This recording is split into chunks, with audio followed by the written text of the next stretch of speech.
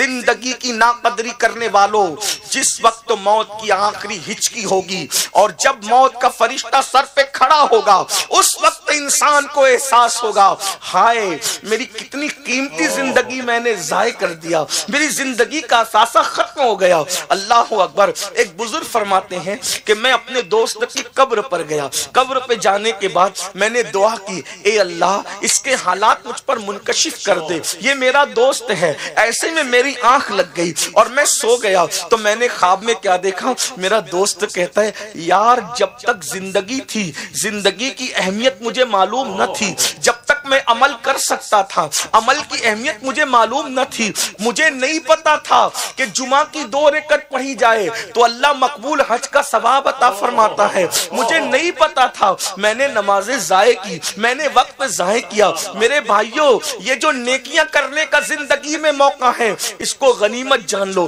دیکھو زندگی میں نیکی کر سکتے ہو، مرنے کے بعد نیکی نہیں کر سکو گے، اور کیسی نیکی، ماں باپ کو دیکھو تو مقبول حج کا ثواب مل رہا ہے، قرآن کو دیکھو تو ثواب مل رہا ہے، علماء کی زیارت کرو تو ثواب مل رہا ہے، سادات کرام کی زیارت کرو تو ثواب مل رہا ہے، وضو کرو، اگر کوئی وضو کر لے اور جب تک اس کا وضو باقی رہے گا فرشتے اس کے نامہ اعمال میں نیکیاں لکھتے رہیں گے۔ نیکیوں کا کتنا خوبصورت موقع ہے، انسان تو نیکی نہیں کماتا مگر یاد رکھنا مرنے کے بعد تو ایک ایک نیکی کو ترسے گا، تجھے انتظار رہے گا کہ مجھے کون اصالہ ثواب کرتا ہے، میرے لیے کون دعا کی مغفرت کرتا ہے۔ اس لیے اللہ کے بندوں، اور اگر مائیں اور بہنیں موجود ہیں ان سے بھی کہتا ہوں میری بہنوں اپنی زندگی کی قدر کرو، زندگی کی قدر کرو، وقت کو ضائع مت کرو، فلمیں دیکھ کر، سیریل دیکھ کر، کسی کی غیبت کر کے، جرائم کر کے۔ اللہ اکبر۔ آج کل تو ایسے حالات بن گئے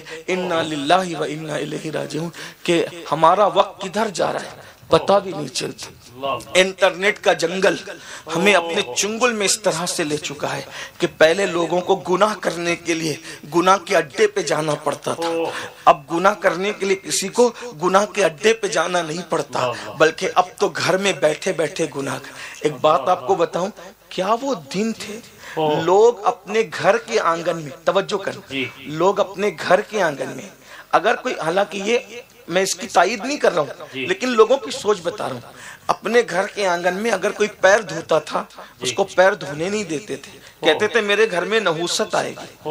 کوئی ایڑی رگڑتا تھا، بچپنے میں آپ نے سنا ہوگا، کوئی اگر ایڑی رگڑتا تھا چوکھٹ پر آنگن میں، بولتا تو میرے آنگن میں ایڑی نہ رگڑنا ورنہ میرے گھر سے برکت چلی جائے گی۔ یہ لوگوں کی احتیاط تھی، کیا صحیح تھا کیا غلط تھا اب میں یہ نہیں کہہ رہا ہوں لیکن ان کی سوچ کیا تھی، یہاں کوئی ایڑی نہ رگڑے۔ اللہ اکبر۔ حالات یہ تھی کہ کوئی وہاں جا کر کے اللہ اکبر جمائی لے لے، یہ جمائی لے لے، اور کہتے ہیں یہاں بیٹھ کر کے جمائی نہ لینا میرے گھر کی برکت چلی جائے گی۔ ان کو گھر کی برکت کا کتنا خیال تھا۔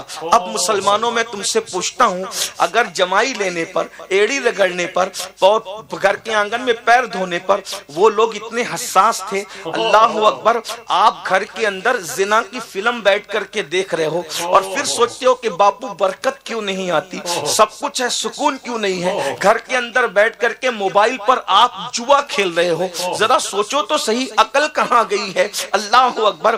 جہاں پر زنا کی فلمیں دیکھی جائے، جہاں پہ جوا کھیلا جائے موبائل میں بیٹھ کر، پتہ نہیں کیا کیا اس کے نام ہے، مجھے تو نام بھی نہیں پتا، آپ جیسے لوگ آ کر کے بتاتے ہیں تو پتہ چلتا ہے کہ لوگ موبائل میں بھی بیٹھ کر کے جوا کھیلتے ہیں۔ اللہ اکبر۔ اندازہ فرمائے یہ موبائل کیا ہے، اگر اسکرین پر قرآن کی آیتیں ہیں تب تو یہ مبارک ہو گیا، اگر نعت رسول ہے تو مبارک ہو گیا، لیکن اگر اسکرین پر جو ہے وہ زنا کی فلم دیکھ رہے ہو تب تو یہ منحوس ہے۔ اللہ اکبر۔ اور اس کے اوپر اگر آپ گیم کھیل رہے ہو تو یہ گیم کیا ہے، بلکہ جوا کھیل رہے ہو تو یہ جوا کیا ہے۔ اللہ پاک ارشاد فرماتا ہے یا ایھا الذین آمنوا انما الخمر والمیسر والانصاب والازلام رجس من عمل الشیطان فاجتنبوہ لعلکم تفلحون۔ اے ایمان والو شراب اور جوے سے بچو کہ یہ برے کام ہے، شیطانی کام ہے، اگر تم اس سے بچو گے تو اللہ تمہیں کامیابی عطا فرمائے گا۔ یہ جوے تمہیں برباد کر رہے ہیں، یہ جوے تمہیں تباہ کر رہے ہیں،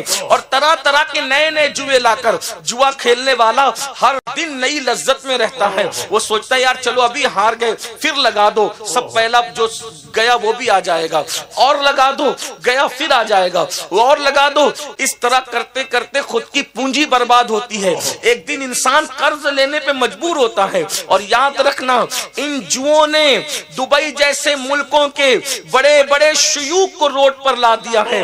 ہماری تمہاری حیثیت اور اوقات کیا ہے؟ مسلمانوں کو جوے میں مبتلا کرنا یہ بھی لوگوں کی ایک سازش ہے۔ اسی لیے اللہ کے رسول علیہ السلام نے جوے کے متعلق کتنی سخت بات ارشاد فرمائی۔ آقا کریم صلی اللہ علیہ وآلہ وسلم فرماتے ہیں جس نے جوے کے آلات اپنے ہاتھ میں لیے کل قیامت کے دن اس کے ہاتھ سور کے خون میں رنگے ہوئے ہوں گے۔ ابھی آپ نے نعرے لگائے سبحان اللہ کا، کس بات پر؟ کہ اللہ کے رسول قیامت کے دن ہم ان کے ساتھ ہوں گے، حضور اپنی امت سے مصافحہ کریں گے۔ اب مجھے بتاؤ جوا کھیلنے والوں، جب تمہارے ہاتھ جوا کھیلنے کی وجہ سے سور کے خون میں رنگے ہوں گے تو کیا ہم اپنے ہاتھوں کو رسول اللہ کے ہاتھ میں دے سکیں گے؟ دیکھو تو صحیح، اپنی بربادی کے لیے کیا کر رہے ہو؟ بربادی کے دہانے پر نہ جاؤ۔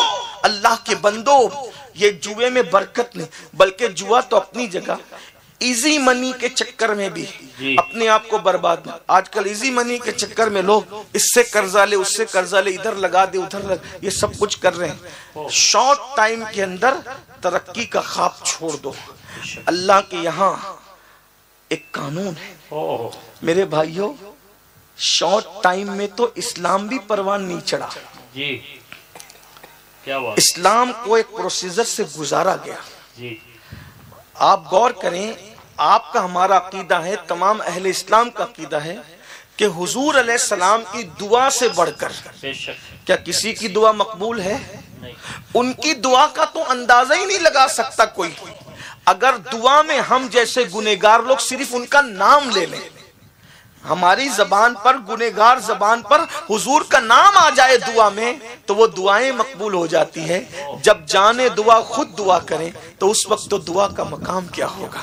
بلکہ دعا کی معراج ہوگی جب میرے آقا دعا کریں۔ میرے امام کہتے ہیں عنایت کا جوڑا، اجابت کا صحرا، دلہن بن کے نکلی دعائیں محمد، اجابت میں جھک کر گلے سے لگایا بڑی ناز سے جب دعائیں محمد۔ حضور نے 23 سال تک محنت کیوں کی؟ کعبے کا غلاف پکڑ لیتے، دعا کرتے اللہ پوری دنیا میں ایمان عطا کر دے، کیا رد ہوتی؟ بتاؤ بتاؤ۔